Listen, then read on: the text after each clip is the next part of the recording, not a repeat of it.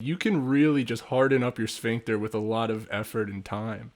Forgive me for thinking that the people who make that decision suck ass. They call me Eminem. It's short for medical malpractice. Winnie the Poohead. Winnie the Pooh ass looking ass.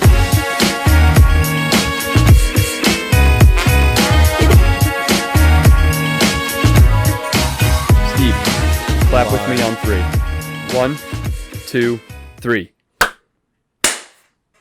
Nice, dude. Brilliant. Clapping right in time as if you were trained as a cheerleader. Yeah, seriously. It's what I trained for a whole 2 years. So now we have video recording, audio recording, my audio recording, and redundancies of them all on your side, right? Dude, my fingers are crossed so fucking hard right now. For the fan at home, this is our 3rd, 4th attempt at an entire audio podcast, the first 2 or 3 having been lost or unusable. We're really hoping... Dude, they were like pretty... Go for it, sorry. We're really hoping we can bring you this experience and we can just pump up the quarantine podcasts, especially since, apparently, my work from home will be extended until 2021 at least. Dude, wow. 2021 at least? Oh, that's right. Yeah. Till the end of the year. Oh my goodness. 5 more months. And then we'll see. Dude, I was just having this conversation with someone where, I don't know, I've been going out a little bit. Like yesterday I went out with a bunch of coworkers and we got drinks and went to like a couple restaurants and stuff like that. Just like bar hopped a little bit in Mystic because it's such a beautiful summer town. And what's funny is ever since I moved here, I've gone out in Mystic a ton, like most weekends probably, honestly, when I'm home. But it's always in the dark when I'm hammered inside a bar. It is a beautiful place during the day. There's like this big drawbridge and a bunch of boats and just beautiful people just walking around getting ice cream and stuff. Did you get ice cream? I did get ice cream. Dude, there's this place near me. I'd be upset if you didn't. They had a Kahlua mocha swirl ice cream. Oh my god, it was so good. That does sound pretty incredible. I would really love some ice Yeah. cream. At least the last week or so hasn't been the same deathly humidity that the first chunk of July and end of June was. Things have kind of cooled down a bit, but I gotta hit at least one ice cream stand for the summer. It's like a staple. It really is. Yeah, dude. I mean, I don't eat a whole ton of ice cream like anymore. I don't know why. So it's like it's such a treat when I finally do. Not a big dessert guy, but a waffle cone from like a real ice cream stand. Oh, pile that shit high. Yeah. Fuck me up, daddy. Absolutely. But We're 2 anyway, minutes in. so We're good to swear. plus whatever intro clips we put in and all that and the song, it's Right. it's a lot less than a minute now. Yeah. We bought ourselves insurance. We just have to make it like the first 4 breaths without swearing. It's a struggle, basically. but we can probably handle it. It's not always the easiest. But anyway, so I was going out in Mystic with all these people, and I was just like, man, I really hope we don't see another spike in numbers of this friggin' virus, because not because like I'm afraid I'm gonna get sick or any of that stuff. You're too But strong. it's just like I really just, well, if I get sick, I get sick. That's my fault for going out and being reckless. But I really just don't want things to close again. I really don't.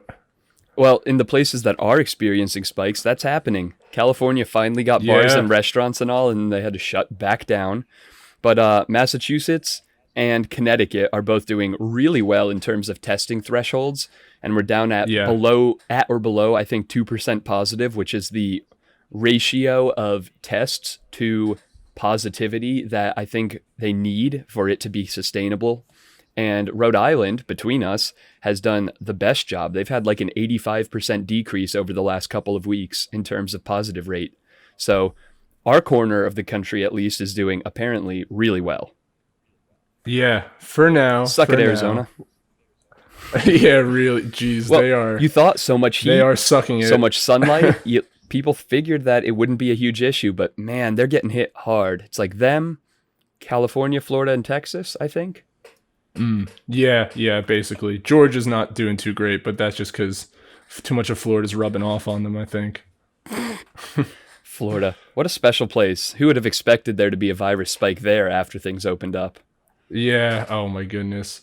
I think that bars... Well, dude, you saw Disneyland? I can't believe Disney World. Disney World, right? The larger one in Florida. Yeah, they opened it up, and yeah, go figure. That's not socially distant. Lines hundreds and hundreds of people long. Yeah, everyone's wearing masks, but they're still all like shoulder to shoulder. You ever gone on Splash Mountain? Because there's no way you're not like spraying stuff that the people behind you catch, freckling the people behind you with COVID particles. Especially because like there was something very ominous about like their commercial for it, where it was like, "Oh, welcome home," or, like, "Welcome back home." It was as like, if we haven't all been trapped at home for months. Yeah, exactly. We all want to be anywhere except home. Yeah, come home where you and your whole family will be infected with this terrible disease. And then go back home and wait it out there. Yeah. So COVID, goodness, dude. Yeah. Go ahead. Oh no, I was just gonna complain about how creaky my chair is, and I don't know if you can hear it, if it's getting filtered out of the Discord, but I bet it's showing up on this mic, so I'm gonna be as still as possible. Do your best and try to speak a consistent distance from the microphone. You were doing some of that Tourette'sy rocking earlier. I see. Yeah, my spurg is coming out. Now that we're past 6 months, I guess we can start being offensive to our fan. Yeah, please don't cancel us. Speaking of which, we have at least one person who's watched or listened to at least one episode in full, which makes a list of 3 now that we know of. Ben, who's been a guest, Hamza, who's been a guest, and Barb. She listened to the whole episode with Ben and thought it was a riot. Oh, she loved it? She did, and then I showed her the video, and she died laughing at us. Apparently, the 3 of us sweaty on the couch with your auto-focusing phone every couple of seconds wasn't... Dude, yeah. The that serious was conversation noticed while editing. Yeah, what you gonna do? She also gave permission to be brought up or discussed on this podcast, so long as it's Barb. Yeah, not by name, of course. Of course. She's not trying to ruin her We'll protect you with our Tourette's jokes. By being associated with me in any way. Yeah. Another side thought, completely unrelated to Barb, as far as I know. I bought a bidet a few months back, and it arrived a few weeks back. You know, being COVID conscious with the toilet paper shortage in February. And the first thing that I noticed is that the water pressure in my apartment is superb. Because I cranked that baby past 10% on accident the first time, and my whole colon got washed out. Last time I was over, I tried using it, but I couldn't quite figure it out. And now I'm thinking that might have been a bit of a blessing. Yeah, if you turn it to the left, it shoots water down to clean the bidet itself. If you twist it to the right, only do it a little bit. I'll give you a hands-on tutorial next time. Bidets are something I've heard that you really have to like ease into. Like I would you recommend. don't start at full strength, but you'll definitely like get used to it eventually. No, not on this water pressure. No, you don't think so? But there's, I don't know, 15 little graduated dots on the side, and I have not yet made it past 3. I do not think that I'm going to condition my sphincter up to 12 or 13 at any point. I'm pretty certain it's just... I don't know, dude. Think about... If you had hand-cranked water pump in the backyard and then it went to your bidet, maybe you have to open that baby up, but... I'm pretty sure it would drill a hole in the opposite wall if I turned it up and wasn't sitting on the seat. Dude, once you get a colon of steel, it's like, think about how little you bench pressed the first time you went to the gym, you know? You're leagues and bounds ahead of that now. You just gotta like have a good attitude about it.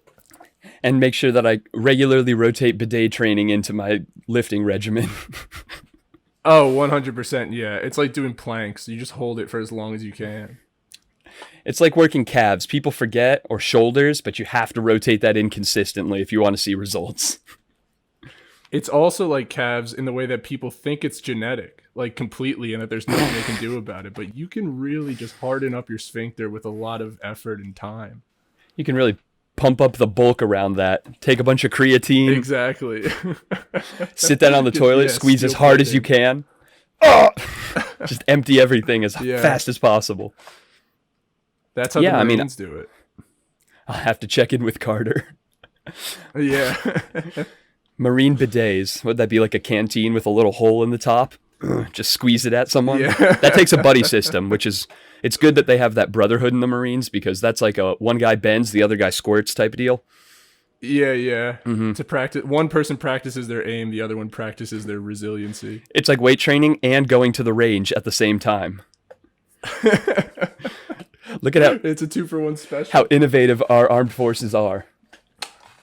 And speaking of armed forces, how's this for a segue while you chug some water? The first, tell me, medical school secondaries, not to bring it back to Ben, but so far I'm sitting on, let me check the whiteboard, 14 of them, which each come with, 2 to 6 essays. And that alone was kind of daunting, and I've really started grinding on it the last couple of days.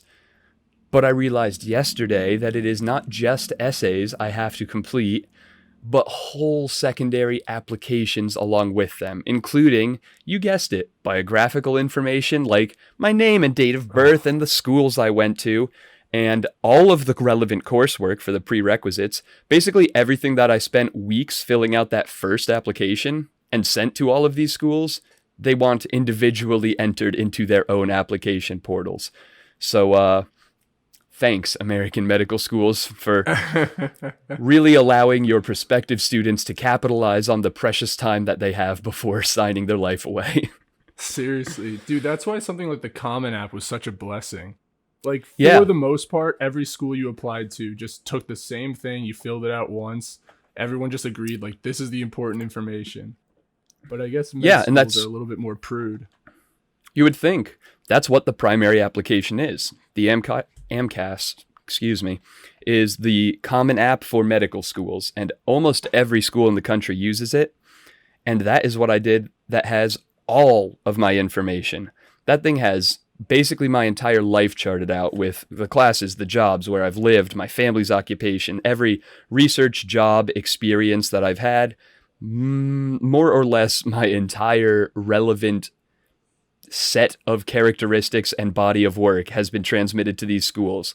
And then they said, good enough. Write it all down again for us, please.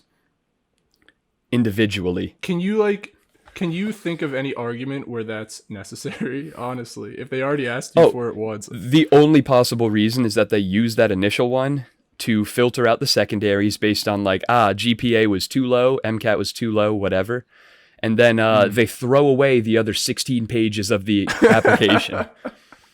Sorry, we lost it. I would say that some of the secondary essays are actually fantastic. For example, shout out to Keck, University of Southern California. They ask questions like, in 3 to 5 sentences, if you had to give yourself a nickname, what would it be? And you have to use 3 to 5 sentences to give yourself a nickname that is hopefully not corny, also appropriate, and supports your aptitude and professionalism to be a doctor. Difficult essay, but I see how that could, elucidate my thought process or how I see myself. Past the essays, no. I do not know why my birthday written down on a different piece of paper is not equivalent to my birthday written down on this application. It blows me away. My jaw dropped when I started looking through the applications proper yesterday, and I realized that the worst is yet to come. I just imagined like some of those nicknames that people come up with, like, yeah, all my buddies in college called me penicillin. I think I'd be a great fucking doctor. Actually, all my buddies called me Doc. Crazy, right? Yeah, so, I mean, do you want me to start now or later? I could just, I'll move in right now. Why not? Right? What would be the best or the worst nickname? Blade. They call me Scalpel because I'm always cutting people. Yeah. What? I just have something on the tip of my tongue. They call me medical malpractice. They call me M&M. It's short for medical malpractice. I got to write an essay around that for sure. What are other brilliant ones? Here, maybe we can use this time as a helpful sort of a go-to tip set for prospective medical school applicants. When they're really stalled out on these essays and they don't know where to turn, they can look to a couple of fellows for the right guidance to get them into their dream university. Steve. Or at least something to stand out. Yeah. At least something to stand out. All right, let me read you another one then, or see if I remember Sure. one. What was the most fun you've had lately? Remember, you get 3 to 5 sentences, and it needs to somehow support that you would be a good doctor. The most fun you've had lately. Oh. And it shouldn't be illegal. Oh, damn it. Well, Well, I'd love to hear it anyway. Abusing prescription medication, is that illegal? Selling them, maybe buying them. Ooh, I've been Yeah. I've been independently studying pharmacology. Yeah, I'm an independent pharmacist. We know a couple of those. I wonder Yeah. how they're doing. You think that habit keeps up much after you leave college? Or for most, does it drop off? Yeah, I mean, It seems hard to start paying taxes at 26 if that's still your primary income. Oh, well, I mean, I imagine a lot of that income is cash transactions, that under the table drug deals, you know. But I would imagine that there's like not as big an Adderall market outside of college. Actually, yeah, that wasn't really what I was thinking. Most of the people I knew peddling stuff were more a fan of the green things, at least at college. But in terms of for actual prescription meds, yeah, I would hope not. Definitely not if you're applying to medical school. Speaking of which, since now there's video evidence of me bullshitting with you, I should probably make a disclaimer that this is just shooting the shit and cracking jokes to try and make my buddy Steve laugh. This does not represent my actual views, and please, medical school admissions boards, if you are watching this, this is not how I would advise prospective students to approach your applications.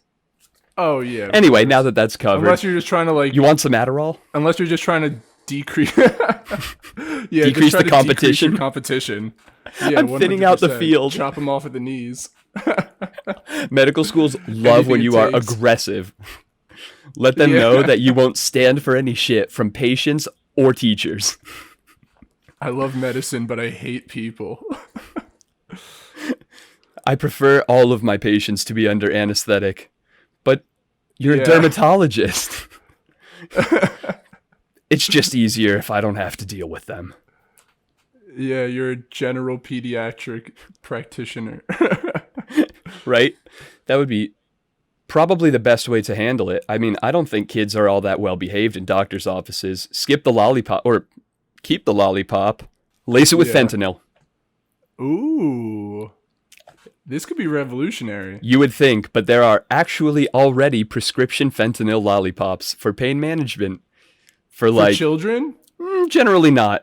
But okay. For adults and people who are older in particular, who are maybe on hospice care or end-of-life type care, yeah, rather than just the patch, which a lot of people forget to take off, slap on a second and OD, there are lollipops, so you can now suck down your poison. Wow. How do they taste? I wouldn't know. You forget immediately. No. Oh, true. Fair enough. Well, honestly, it's kind of crazy to me that they did put deadly medicine in candy. I mean, Americans aren't exactly known for their restrictive sweet habits. It seems to me a recipe for disaster to say, here's raspberry night-night juice. Only take one a day, or whatever the case may be. Do you ever see those college humor videos where it's like this guy playing a CEO, and they've done it for a bunch of different companies. They did it for like Tide, and they did it for Juul, where it's just like they're clearly trying to be like a better person and like run like a more moral company, but their business just keeps making all these terrible decisions. Like, it was basically like this, like people were eating Tide Pods. It's like, now like we have Tide Pods on a stick, and it's like this Tide Pop lollipop, basically the same kind of thing. I can imagine some like, I don't know, whatever a big like pharmaceutical company is, just like making a press release about how they're trying to avoid getting people addicted, and now they have literally their drugs in lollipop form. Yeah, you know how ethically minded all of those pharmaceutical CEOs are. I'm sure Martin Shkreli was against the candification of deadly medicine. I can't. Fuck that guy. Fuck that guy. Yeah. And fuck the lack of remorse. whoever thought of this fentanyl lollipop, do you think he like came to the board with this idea? Like, you know, he's like kind of nervous. He's like, oh, this is a little bit ridiculous. And then do you think people were like, oh, that's a little bit weird, but they eked through? Or do you think he gave this presentation and was just met with a round of applause? This was a home run. Well done, He sir. probably came to Yeah. He probably came to the presentation with samples and then started the pitch after everyone was eating. That would be my guarantee the most success for your product proposal. Yeah, hey, handed out samples to everyone. Oh, hey, baby girl. So, back to your work from home life. Has anything been changing with that? Are you going back to the office? Are you staying at home forever? What's the deal? Now, I'm coming in once a week, actually. Starting this week, they want everyone to come in once a week, which is like, I don't really understand why. Like, I get it if you're like a senior engineer or something and there's like new kids in the office who it's like, oh, it's good if you're actually there to help them. But hey, I don't know. It's not too bad. I live close enough. I'm not too messed up about it. I definitely prefer working from home, but yeah. I'm not complaining about the extended.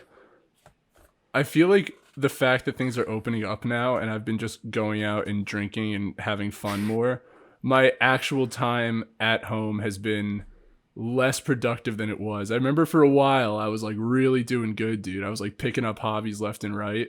But now that my attention has been split in multiple directions, the time that I spend at home is often wasted. Yeah, I sure wish I had that luxury. I bet. I bought my VR set and it finally came 4 or 5 weeks ago, and I have logged 6.5 hours in 4 or 5 weeks. Yeah. It's so upsetting. Dude. I want to be transported to a world without COVID. Yeah. But you at least got the same, or had the opportunity to try it the last time you were up. Tell us about it. From somebody who doesn't have VR, sell us on VR. I think about it a lot, actually. It has taken up a large amount of my mental space since I played it. And so I was also doing probably what you were doing before you bought the Index. This podcast is sponsored by Valve Index. And I compared a bunch. I'm like, yeah, he's right. His research came out right. That is the best one. And it's not even the most expensive, which surprised me. Like, there are more expensive ones Pro. out there. Yeah, the developer models the for the Vive and the Oculus are more expensive, but I don't think that the stats really stack up. I'm not entirely sure what the appeal is for that. But yeah, this thing is freaking sweet. Either. And there's others that outclass it in some ways. Like, there's this one I saw that had a technically better resolution, although I doubt it's like pixels per square inch were as good. It just had a much wider field of view. But it starts with a P. And I was like, oh, I forget that's what cool. It is. There's a couple that are like that just specialize in field of view. But the one I was looking at didn't have like an accelerometer or anything. It was mostly just for like driving simulations or like flight simulations and stuff like that. Pretty lame. But yeah, and at the same time, this month is a 3 paycheck month. They only come like twice a year. So it's like, ooh, I'll have the cash. Buddy. But it takes 8 weeks to come. So like, as far as like an impulse thing to buy, if I could, you don't get charged until it ships. True, but like if I could go to a Best Buy right now and buy one, I probably would. But the fact that it's like, ooh, I have to wait 8 weeks. It's like, that's the only thing like stay in my hand. You could go to a Best Buy and buy a Vive or an Oculus and do subpar at half the cost, 2/3 the cost. Or nut up and use mine while yours is shipping. Yeah, true. And plus, I was also talking to a friend about this, and he was saying like, yeah, but if it takes a little over 2 months to get to you, that'll be right when the weather starts getting shitty again. I was like, oh, damn, you're right. You're so right. So who knows? Maybe by the end of the week, I'll have bought one. Oh, no. Well, folks, looks like Steve has dropped off. I'll stay in for a second and hope he can just rejoin the call. I'll keep my recording going, and there's your tech difficulties, as promised. Well, maybe. Hold on, I'm back. We've got audio. Don't worry, I kept the recording going, gave the fans what they want. Yeah. There's everything's still going for me too. There's the tech difficulties. Video. I like that smiley. As per usual. I like that smiley face, but your smiling face is way better. Oh, babe. Yeah, that's Koro Sensei from Assassination Classroom. Also a sponsor of this podcast. Oh, wait, I should go full screen, huh? Doesn't matter. My recording's going to be the better one. That's true. Team Massachusetts. Team Massachusetts. Dude, it's that mass Wi-Fi. You guys hog it all for yourself. I'm not on Wi-Fi. Ethernet, baby. I plugged right in.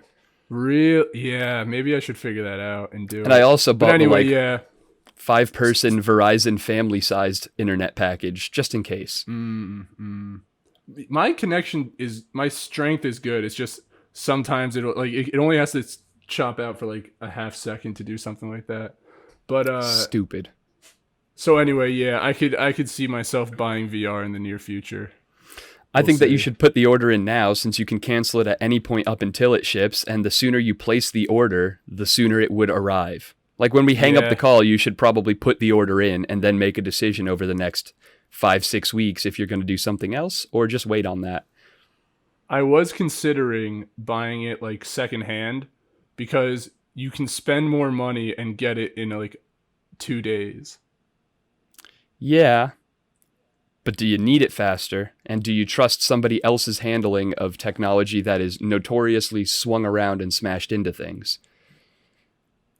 I trust other people with that kind of stuff. I would buy a Switch used, and did, but just judging by the first 30 minutes that you played and the couple of dings you had wearing my set, I don't know that I would trust buying a secondhand set, especially of one that is so new and so prized and hard to get a hold of. Yeah. If someone's offloading it, I feel like there's either an issue or they're scalping you. Maybe 10% chance you find somebody who genuinely just, this was not what I should have bought. I want to offload it. Oh no, they're all crazy overpriced, like completely. Like there's not a single one can find for $1,000. Even like the headset that's usually like $500 goes for like at least $800 online. Secondhand. Okay, yeah, that sounds like a terrible idea posted by terrible humans. You're right. I don't think it's terrible humans. I think that there is an added value. A 60% markup. I don't know. I feel like there's a level of decency where you shouldn't be a crook or an asshole. And if you made a 20% markup, like that's what retailers make on some things, for tech especially, 60% markup, you're being an asshole, and you probably know it. I would say that there are people who are willing to pay that much more to not have the wait. Like, you are paying to get it faster. Yeah, well, some people throw money like fun coupons over the sides of yachts at FBI agents, and that's not me. Very true. That's Jordan Belfort. So maybe I should buy two and then sell one. It would be like right around Christmas that I could sell it for guapo dollars. Yeah, you could be the asshole, and then we don't have to abstract who we're talking about. I could be a very rich asshole. Very rich. $600 richer. There is a limit on how many you can order, but it might be 2. So I brought it home this past weekend and my dad didn't put it on, but stepmom did for 5 minutes of the 3D painting. She lost her mind giggling. Stepbrother put it on and immediately was acting all greedy. And I think that I convinced my dad to buy one for their house in a 2-hour sample visit. He was like, "How much is this? Where do I order it?" But he never put it on? He didn't even use it, no. But the kids lost their minds for it, and even stepmom liked it a lot. So, I'm hoping that maybe he cracks down and orders one, and they get one in time for Christmas. Because then I'll have you, coworker, family members, all sorts of friends with VR, and you can play it online with people. It's just as social. It's more social than other online video games because you're walking around with someone. It's nuts. Very true. Have you done like VR chat and all that kind of stuff? Yes, I did one night with two Steves, one Zane. Steve was already on the podcast, so I guess I can drop his name. Steve from work has a VR set, and he bought his in 2016, and I am the first friend he has in real life who has also purchased one. So for 4 years, he has been riding solo on that VR train and still loves it. But Have you made one a of the VR first nights yet? Made one? Oh, like met one and just... Yeah. No, but I definitely did that when I was like 12 or 13 playing World of Warcraft. For sure, like some 50-year-old dude. I'm like, will you be my game girlfriend? Yeah. Like, this is how relationships work, right? Oh, dude, God. RuneScape girlfriends were a big thing back in the day. I never played RuneScape, cool. But... So I wasn't the only loser on World of Warcraft. I was just separated by the wrong game. Oh, yeah, definitely. It seems so natural for dumb little preteens and early teens who don't know how that works to just want to extend that aspect of socialization into the digital world. I wonder how many kids there are with like Fortnite girlfriends. Some dude with just a filter on his mic definitely would raise some flags if you Googled his address. Damn. I'm trying to think if any of those ever actually turned into real things. There was one I've kid seen stories where people like meet up on Xbox Live. But do you know any personally? No. Yeah, there was I've one seen kid stories with like, my favorite ones are where like two people have been gaming friends for years and then they meet up in person. Some of the cooler ones I've seen are like some guy from the southern part of Chicago had been playing whatever online with like a Vietnam veteran for 6 years, and then they met together and hung out in person, and I'm like, this is so sweet. Yeah, but so wholesome. My dad has that with World of Warcraft, which he still plays addictively. He has a very single loner friend who he's been buddies with for years in the same guild, and for at least the last, I would say 5 years, maybe 6 years, every Thanksgiving, this guy comes down and like joins us for Thanksgiving, and it's always exciting to see him, and I just call him by his World of Warcraft username, Bulgard. There's a shitload of servers, so Bulgard doesn't dox anyone. That's like when the Avengers call each other, like, they call Captain America Cap. It's like, yeah, he has a name, but no one ever uses it. Hey, Steve. Oh, that's why you wanted to choose Captain Rogers. You just wanted to feel like a superhero. Yeah, exactly. Exactly like that. He also brings delicious Rice Krispie treat desserts every time, so he's welcome as far as I'm concerned. Do you remember when your dad started playing World of Warcraft, or is that like too far back? Yep. The original, because that was 12 years ago now. That was when I was like 12, and I also played, but not much, not like him. And through every expansion, I didn't have the attention span. At the time when it released, there was 50 or 60 levels was the cap, and I think I never passed like 16. I would play the first part of the game and then make a new character and play the first part of the game, and then I never really got that deep. And in retrospect, I think I'm glad for that. Dude, I don't know, and I've never had an MMO really appeal to me. Yeah, the idea of like... Has there ever been an MMO that came out? Elder Scrolls Online was exciting to me because I like that game world a lot, but pretty quickly I saw that the reviews and gameplay was lacking, and it never hooked me. I didn't even play it, but I guess I see the appeal for in general, but I am not the type who wants to have a consistent game. Like for the same reason Animal Crossing, where you get a little bit more to do each day, does not appeal to me because I don't want to have to keep coming back and keeping up. Persona, same thing. Basically every MMO is built around continued engagement. As much as I love the idea of video games and don't get to play them as much as I'd like, the types of games that I want are ones where, oh my God, I finally have an afternoon free. I can play for an hour and a half and then come back 6 weeks later and nothing has changed. Like for my life at least, that type of consistent engagement is just not a good fit. That is what Persona's like. It doesn't really change, does it? I know it's like calendar sim. I guess it's offline maybe. I didn't play it, but I know it's like day to day, and part of it is like managing the high school life outside of the crazy otherworldly Japanese soul demon fighting or whatever you do. Yeah. And Yeah, that type of consistency, a game where you need 400 hours of time to beat just like the main arc, and a lot of that is keeping up with things rather than going to a new place or doing something different or whatever. Just not for me. I need like smaller, more content intensive chunks of gameplay, like VR. Dude, that's definitely been something that's changed for me. Like when I was in high school, and let me know if we've talked about this before on the cast, but hours of a game, like if a game like, you know, advertised like, oh, this many hours of content, for me it was just like, oh, the more the better. Like there's more game. Agreed. Why would I not want that game more? And now, like, yeah, you're right. Like I see want Witcher a high 3 density. I don't know that I have 120 hours. As great a game as it may be, that's a lot. And it's like, I'm sure I could just like power through the story and it would still be fine, but like that's not how I would want to play that game. Agreed.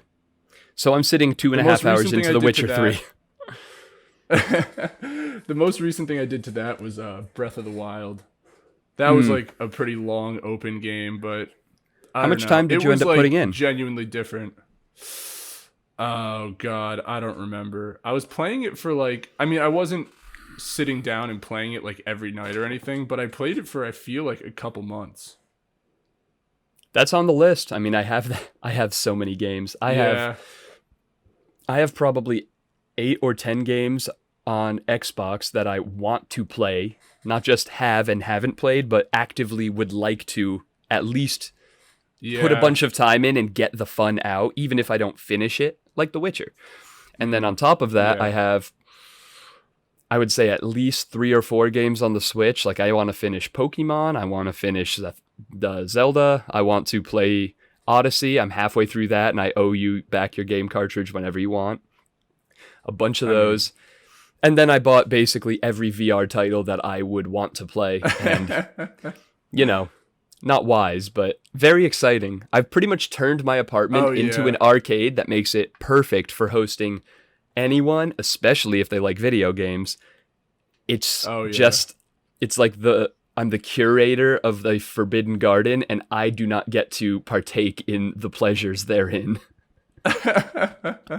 That is hell, dude. Just being surrounded by all of your favorite things and not being allowed to touch them. That's basically what I did the last 6 months during quarantine. I nested. I got my apartment lease extended. I have 11 more months living here, and it is my playground. I have all of the workout equipment, all of the VR and computer and video game stuff. I've bought 6 books in the last month, and I have 4 books to read ahead of those 6.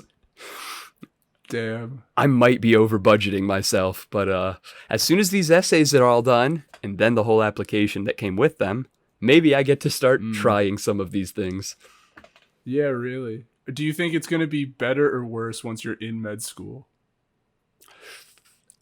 I actually think it will be a little more tenable to enjoy some of the things than now. Because while I will, of course, have 25, 30 hours of class and research and lectures a week, and then also studying and homework, that is my primary focus, and it is all wrapped up in that. I won't have a 40-hour-a-week job plus 8 to 16 hours a week EMTing plus dozens and dozens of essays on a weeks-long due date time frame. So at least compared to right now, while I'm in the thick of the application process, I think that medical school itself will be a little bit more relaxed and enjoyable. Do you not think you're going to EMT while you're at med school? Is that like not a doable thing? No shot.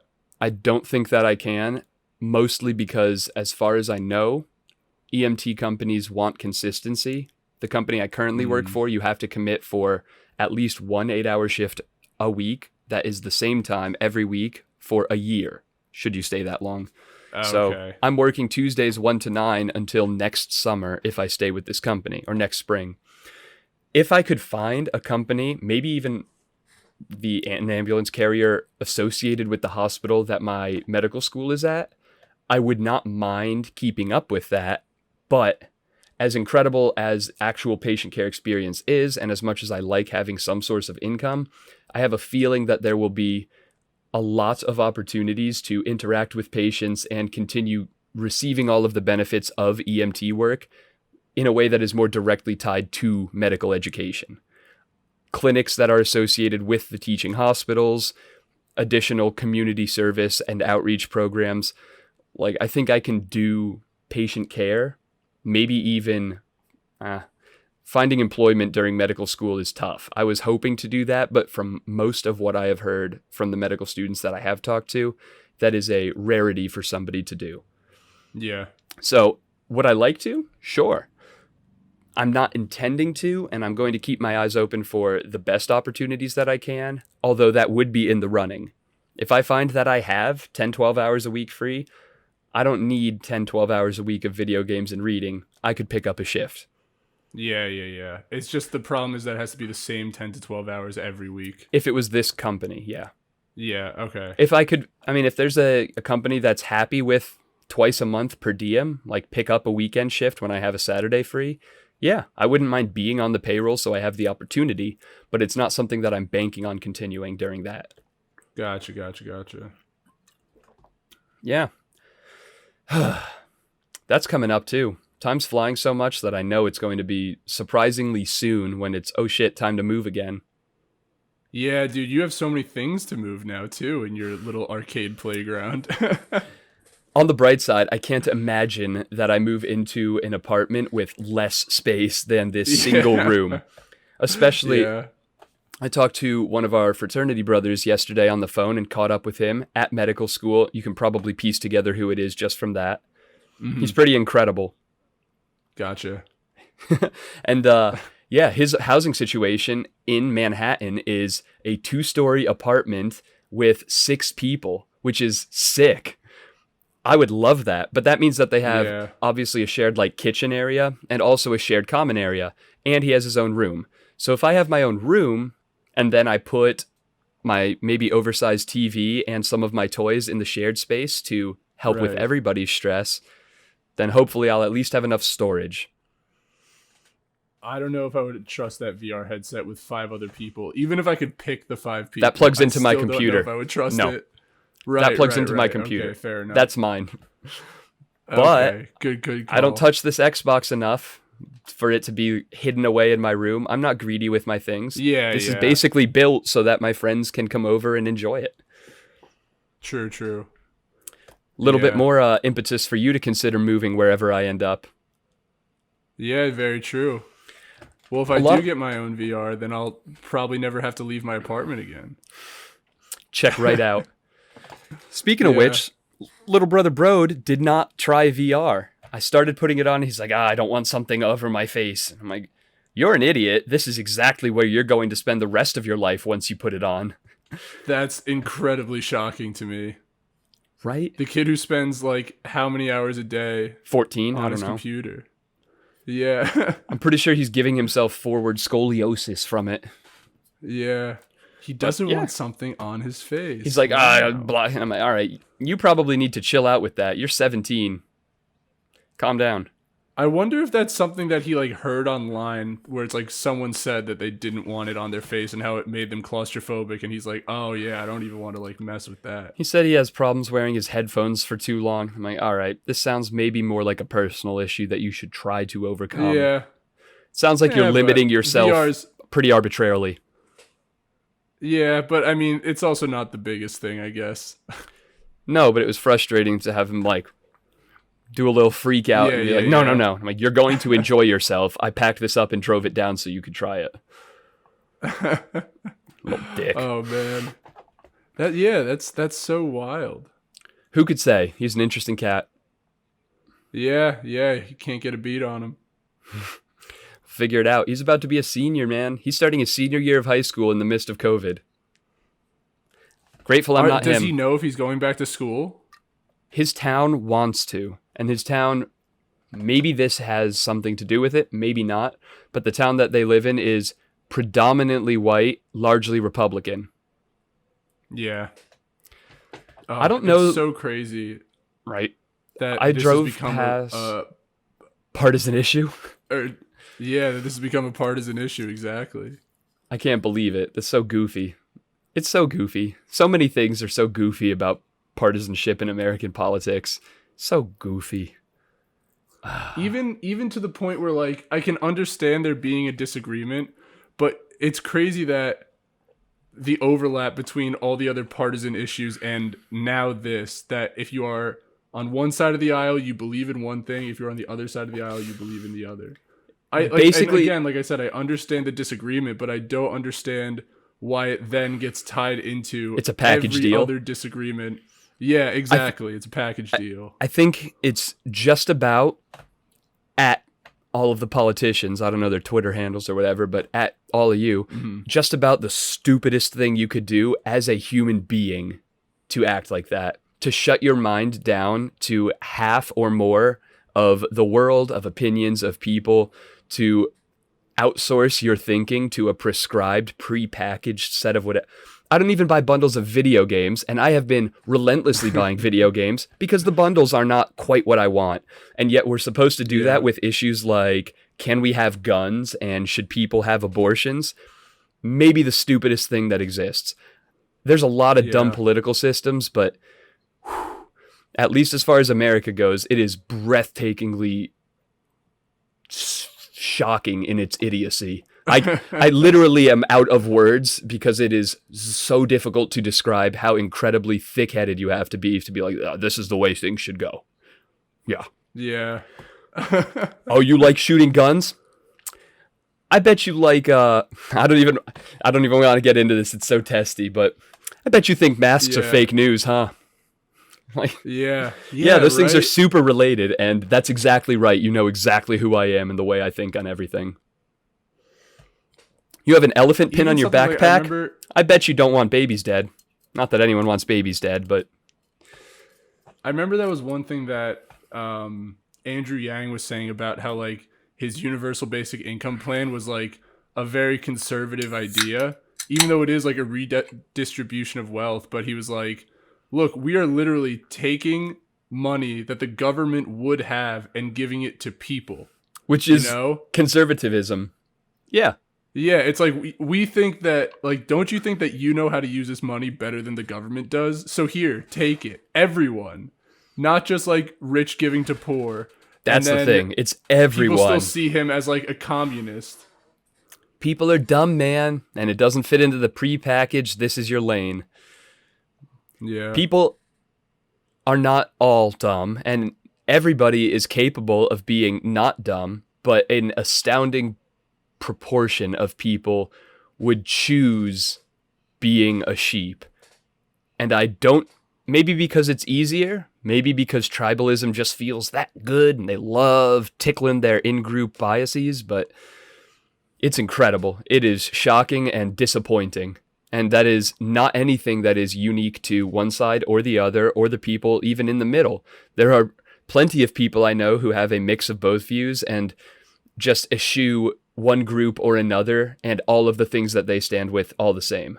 And God, open discourse is maybe the most important thing you could have. Ideas and the ability to share them being maybe the thing that sets humans apart from any other species more than anything else. The fact that we can communicate and collaborate, and the fact that you would willingly close your mind off to so much of the world and the ideas therein. Good God. It's like you want to be a competitive weightlifter, but you're choosing to smash your forearm between bricks before you start training. Like, there's no justifiable reason to think in this way except for, it's easier, I guess. And even that, I think that angry people also are more likely to vote than people who are like, chill. You're more likely to engage, at least, which is what the algorithms have shown. Yeah. Like, people have tested that too. Ari Shafir watched only puppy videos on YouTube for weeks, and then YouTube suggested nothing but puppy videos. That was his feed. Yeah. People get all of this hate-filled rhetoric because that's what people want.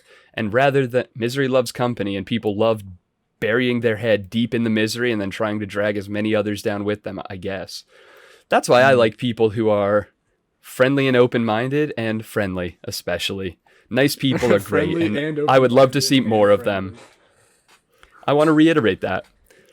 Yeah. Kindness is a core tenet that I don't see as the foundation of American politics on any level.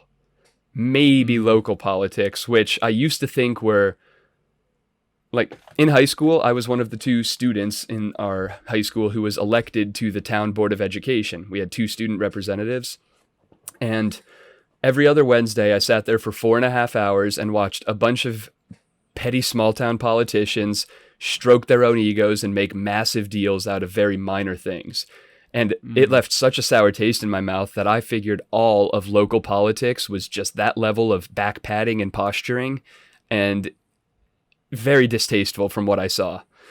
But at the very least, there are initiatives at that level that are founded in compassion, on improving a particular area, on helping individual families, on starting community engagement.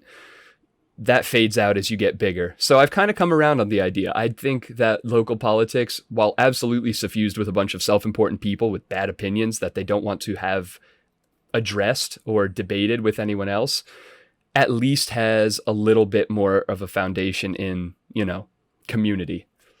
Yeah. Real boots on the ground type of stuff. Sometimes. I also feel like, I don't know, when your biggest problems are something small, like, people will always get angry about something and find something to fight over. And so right now it's not great because people are fighting over things like wearing masks and the Black Lives Matter movement. It's like, both very important things. Big deals. But, like, I don't know, when the biggest fights on Twitter are about removing the Confederate flag from the NASCAR. Or even something dumber like the Game of Thrones finale. It's like, man, things must be pretty great when, like, the worst thing that's happening is that the writers of Game of Thrones are getting harassed on Twitter.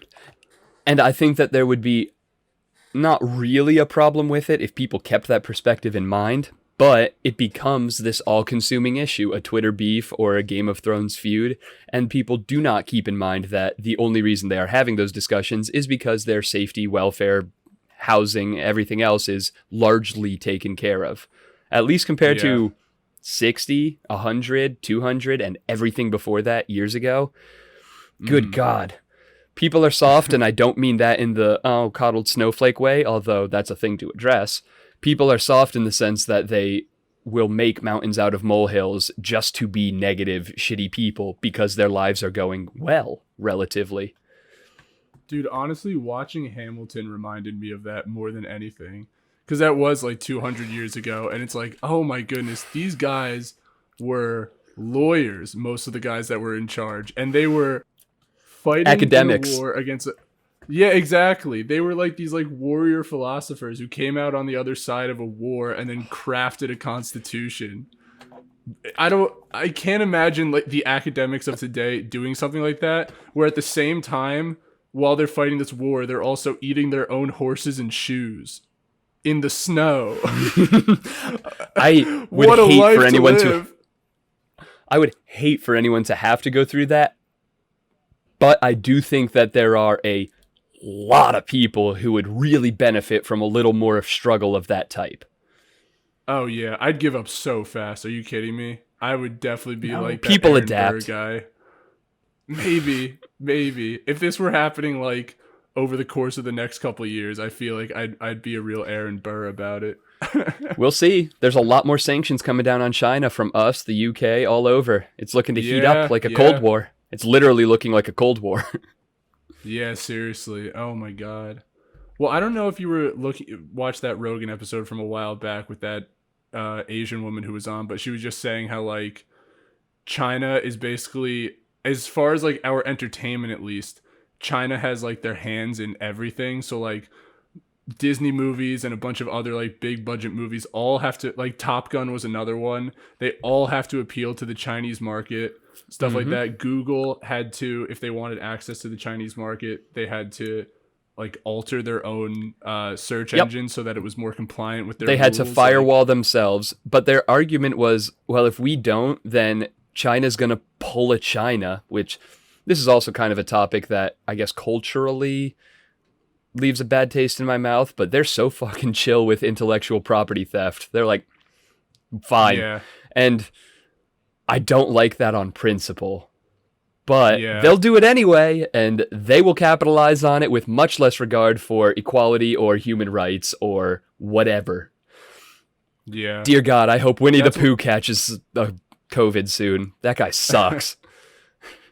I might have just banned myself from ever entering China, but I have yet to see something that makes me think that dude is a redeemable human. They are. Yeah. I don't know if you've heard about this, but I'm gonna mispronounce it. The like Uyghur population is a ethnic. It's an ethnic group in China that is currently, like today, undergoing persecution to the level of forced sterilization. Hundreds of thousands of people of this ethnic group are being, slower than the Holocaust, cleansed from China's country. And I read a couple of articles about this over the last few weeks, and it is so appalling to me that I can't believe it is not being invaded over. Like you are sterilizing people without their consent based on their ethnic identity. How can you not say that China is acting like the Empire from Star Wars? Like, they are being the bad guys. This is not like cultures are different. You are sterilizing humans without their consent because they're different from you. This is a slow motion repeat of the 1940s. Like, fuck every person who has anything to do with that going on in China. They suck. And I don't really see a justifiable argument. Yeah, and I think the reason why no one's trying to stop them is because we're not already at war with them. You know, and we're all it's because there's trade deals economically. China just also a couple days ago claimed a huge part of the South China Sea again, that again, like a dozen other countries use for shipping, that there's natural resources in, that is open international waters. And they're like, oh yeah, this is ours because we say so. Forgive me for thinking that the people who make that decision suck ass. Like, fuck those people. Yeah. The other side of that I've heard is that a lot of other countries are allowing China to set up bases because China is like financially funding infrastructure. Yeah, exactly. Well, telecommunications infrastructure, railways and transportation, they've been doing that, which kind of works as charity. And I see the benefit of less developed nations and regions being, connected to the world in that way. But when you use that and then leverage entire countries, for sure. It's just I haven't heard about us sterilizing ethnic groups, or I would be much more furious if I found out about that. Yeah, I'd have a few words for our president. Listen up, Captain Orange. Exactly. Not to get into heated political stuff at what should probably be the close of the podcast, but some of the things that are going on internationally are just so disheartening. And I think human rights violations rank pretty high on that list. Call me old-fashioned, but or call me new-fashioned. I guess human rights violations were way more popular back in the day. Oh, yeah, they were all the rage. For sure. There's always some extinction popping off. Yeah, man. Romans did that to Carthage. The Romans Carthage was kind of asking for it. They not only destroyed the city, but they surrounded the entire army and then killed them down to the last person, and then burned the whole city, and then spread metric tons of salt so that you wouldn't even be able to raise crops there for decades. Like, they killed a whole region. Yeah, they just deleted it. That's hefty shit. So China, stop trying to do that today. We see you. Yeah, really. Easier said than done. I know. It's like, hey, once you start sterilizing, it's just so hard to stop. Right? Xi Jinping. Could you not? Winnie the Poohead. Winnie the Pooh ass looking ass. What a beautiful, beautiful symbolism that has become. Like an innocent children's book that has become the bane of this evil leader's existence. Maybe not evil, but misguided in terms of being decent by any standard definition. We might want to pipe down, though, because I did hear that he's a huge fan of the podcast, so he is going to hear wait, this. the People's Republic of China is one of our sponsors. Exactly. I forgot. Well, our one patron on Patreon is the leader of China. We're actually pro-China shills. This is just to ease you guys into it. Next episode, we're coming in hot with all of the benefits that glorious leader Xi Jinping is bringing to the world. Yeah, just wait for our retractions next time. On a couple of fellas. See you there.